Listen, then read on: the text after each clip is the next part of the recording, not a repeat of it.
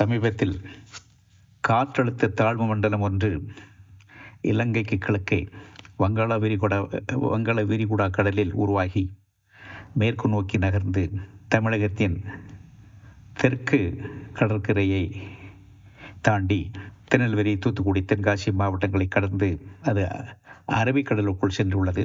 பல மாவட்டங்களுக்கு நல்ல மழையை தந்துள்ளது. முக்கியமாக திருநெல்வேலி, தூத்துக்குடி, தென்காசி மாவட்டங்களுக்கு அதிக கனமழையை கொடுத்து சென்றுள்ளது. இதேபோல் இன்னொரு காற்றழுத்த தாழ்வு மண்டலமும் சவுத் அந்தமான் சீயில் உருவாகி உள்ளது என்று அறிஞர்கள், ஆராய்ச்சியாளர்கள் கூறுகிறார்கள். இந்த தாழ்வு மண்டலமும் தமிழ்நாடு கடற்கரையை நோக்கி தான் நகரும் என்றும் கூறியுள்ளார்கள். இப்போ இந்த காற்றழுத்த தாழ்வு மண்டலம் எவ்வாறு உருவாகிறது, காற்றழுத்த தாழ்வு மண்டலம் என்றால் என்ன, அது எவ்வாறு புயலாக மாறுகிறது, இது எவ்வாறு நகர்கிறது, மழை பொழிவை கொடுக்கிறது என்பது பற்றிய ஒரு பதிவு தான் இது. பூமத்திய ரேகைக்கு 2 பக்கத்திலும் கடல் நீர், அதாவது இங்கு சூரிய வெப்பம் அதிகமாக இருக்கும். கடல் நீர் எளிதில் சூடாக்கப்படும். அது எவாபரேட் ஆகி மேல் நோக்கி செல்லும். அப்பொழுது அங்கு அந்த கடலின் மேற்பகுதியில் ஒரு லோ அட்மாஸ்பியர் ப்ரெஷர் ஏரியா ஒன்று உருவாகும். இது எவ்வளவு பெரிய ஏரியாவில் உருவாகும் என்றால் 100 கிலோமீட்டரிலிருந்து 2000 கிலோமீட்டர் டயாமீட்டர் ஏரியாவில் இந்த லோ ப்ரெஷர் ஏரியா டெவலப் ஆகும்.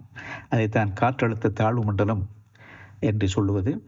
இப்பொழுது அந்த லோ ப்ரெஷர் இருப்பதனால் பக்கத்தில் ஏரியாவில் இருந்து காற்று வேகத்தில் அந்த லோ ப்ரெஷர் நோக்கி வரும். அப்பொழுது கோரியாலிஸ் ஃபோர்ஸ் என்று ஒன்று உண்டு. அது எப்படின்னா, பூமி மேற்கிலிருந்து கிழக்கு நோக்கி சுட்டுகிறது அதிக வேகத்தில். அப்பொழுது இந்த காற்று உள்நோக்கி வரக்கூடிய அந்த காற்று தாழ்வு மண்டலத்தை நோக்கி வரக்கூடிய அந்த காற்று டிஃப்ளெக்ட் செய்யப்பட்டு அந்த காற்றழுத்த தாழ்வு மண்டலத்தை சுற்ற ஆரம்பித்துவிடும். நார்த்தன் ஹெமிஸ்பியரில் இது ஆன்டி கிளாக் வைஸாக சுற்றும். சதர்ன் ஹெமிஸ்பியரில் இது கிளாக் வைஸ் சுற்றும். நார்த்தன் ஹெமிஸ்பியர் அப்படின்னா இந்த பூமத்திய ரேகைக்கு வடக்கே உள்ள பகுதிக்கு நார்த்தன் ஹெமிஸ்பியர் என்று சொல்வது. இந்தியா இருப்பது நார்த்தன் ஹெமிஸ்பியர். தெற்கே உள்ள பகுதிக்கு சதர்ன் ஹெமிஸ்பியர் என்று சொல்வது. இந்தியன் ஓஷன் ஏரியாவில் அதை சைக்ளோன் என்றும், ஒரு சில இடங்களில் அது டைஃபோன் என்றும் ஹரிக்கன் என்றும் அழைக்கப்படுகிறது. இப்போ இந்த காற்றழுத்த தாழ்வு மண்டலம் உருவாகிவிட்டது. அது எவ்வாறு நகரும் அப்படின்னா, மத்திய இந்தியாவில் மகாராஷ்டிரா, மத்திய பிரதேஷ், சத்தீஸ்கர், ஈவன் ராஜஸ்தான் போன்ற இடங்களில் செப்டம்பர், அக்டோபர் மாதங்களில் டெம்பரேச்சர் அதிகமாக இருக்கும், வெயில் அதிகமாக அடிக்கும். Madhya Pradesh, Chhattisgarh, Rajasthan, northern part of Karnataka, western part of Andhra, Telangana, இந்த பகுதியில் வல்கானிக் ராக்ஸ் அதிகமாக உண்டு. Volcanic rocks black colour rock, iron content அதிகம். இந்த ராக் சூரிய வெப்பத்தை அதிகமாக உள்வாங்கக்கூடிய ஒரு தன்மை உண்டு. ரேடியேட் ஆகி அங்கு உள்ள காற்று சூடு செய்யப்பட்டு அந்த காற்று மேல் நோக்கி செல்லும். அப்பொழுது அங்கு ஒரு லோ ப்ரெஷர் டெவலப் ஆகும். வங்காள விரிகுடாவில் உருவாகியுள்ள அந்த காற்றழுத்த தாழ்வு மண்டலம் அல்லது புயல், இதனுடைய அட்மாஸ்பியர் ப்ரெஷர் அதிகமாக இருந்து, உதாரணத்துக்கு இதனுடைய அட்மாஸ்பியர் ப்ரெஷர் 1050 இருக்கிறது. ஆனால் மத்திய இந்தியாவில் உள்ள அந்த பகுதியில் அட்மாஸ்பியர் ப்ரெஷர் 1040 இருக்கிறது என்றால் இந்த புயலும் சரி, காற்றழுத்த தாழ்வு மண்டலம் சரி, வடமேற்கில் தான் நகரும். ஆகவேதான் செப்டம்பர், அக்டோபர் நிகழக்கூடிய இந்த புயல் எப்பொழுதும் ஆந்திரா கடற்கரை அல்லது தமிழ்நாடு வடக்கு கடற்கரையிலும், ஆந்திரா கடற்கரை அல்லது ஒரிசா கடற்கரை வழியாக மத்திய இந்தியா நோக்கி நகரும்.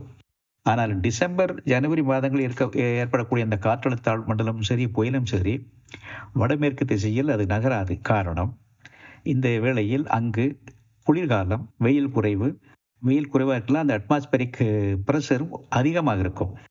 டெம்பரேச்சர் அதிகமாக இருந்தால் அட்மாஸ்பியரிக் ப்ரெஷர் குறைவாக இருக்கும். டெம்பரேச்சர் குறைவாக இருக்கிற காலத்தில் அட்மாஸ்பியர் ப்ரெஷர் அதிகமாக இருக்கும். இப்போ வங்காள விரிகுடாவில் உருவாகியுள்ள இந்த காற்றழுத்த தாழ்வு மண்டலமும் சரி, புயலும் சரி, இதனுடைய அந்த அட்மாஸ்பியர் ப்ரெஷர் அதிகமாக குறைவாக இருந்து மத்திய இந்திய பகுதியில் அதிகமாக அந்த அட்மாஸ்பியர் ப்ரெஷர் இருந்தால் அது வடமேற்கில் நகராது, மேற்கு நோக்கி நகரும். அதற்கு காரணம், அரபிக்கடலில் அதிகமான வெயில் அடிக்கும். அங்கும் ஒரு லோ ப்ரெஷர் காற்றழுத்த தாழ்வு ஜோன் மாதிரி உருவாகும். தாழ்வு மண்டலம் என்று சொல்ல முடியாது. இந்த அங்கு லோ பிரஷர் இருக்கும், அட்மாஸ்பியர் பிரஷர். வங்காள விரிகுடாவில் உருவாகி உள்ள காற்றழுத்த தாழ்வு மண்டலம் சரி, புயலும் சரி, மேற்கு நோக்கி தமிழ்நாடு கடற்கரையை கடந்து மேற்கு நோக்கி செல்லும். டிசம்பர் ஜனவரி ஏற்படக்கூடிய புயலும் நார்த் வெஸ்ட் டைரக்ஷனிலும் நகரலாம். மழை எவ்வாறு உருவாகிறது அப்படின்னா, இந்த சூரிய வெப்பம் அதிகமாக இருக்கும் பொழுது தண்ணீர் எவாபரேட் ஆகி மேல் நோக்கி செல்லும். அது மேகங்களாகும், கண்டென்ஸ் ஆகும்.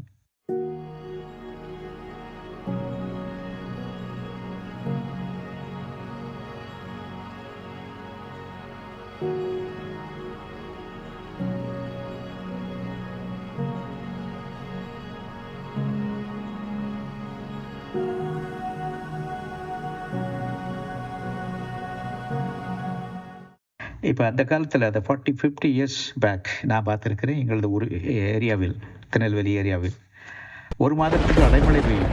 மழை கண்டினியூஸாக நான் ஸ்டாப் பெய்து கொண்டே இருக்கும். அடைமழை என்று சொல்லுவோம். அதிக மழை பெய்யாது, அதாவது ஹெவியாக இருக்காது, ஆனால் மழை பெய்து கொண்டே இருக்கும். ஆனால் இப்பொழுது அந்த அடைமழை பெய்வதே கிடையாது. மழை பெய்தால் 2-3 நாட்கள் தான் பெய்கிறது, 4 நாட்கள் பெய்வதில்லை. காரணம், அந்த காலத்தில் காற்றழுத்த தாழ்வு மண்டலம் தான் அதிகமாக உருவானது. புயல் அதிகமாக உருவானது கிடையாது. காற்றழுத்த தாழ்வு மண்டலம் பல நாட்கள் மழையை கொடுக்கும். ஏனென்றால் காற்றழுத்த தாழ்வு மண்டலம் நார்மலாக மூவ் ஆகிறது ரொம்ப ஸ்லோவாக மூவ் ஆகும். அட்மாஸ்பியர் ப்ரெஷருடைய டிஃப்ரென்ஸ் மிக குறைவாக இருக்கும். அதனால் மூவ்மெண்ட் குறைவாக இருக்கும், நகர்வு குறைவாக இருக்கும், ஸ்பீடு குறைவாக இருக்கும்.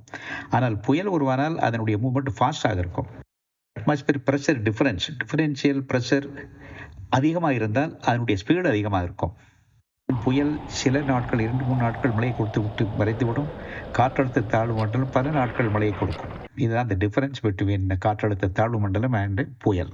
ஓரளவு புரிந்திருக்கும் என்று நினைக்கிறேன். நன்றி, வணக்கம்.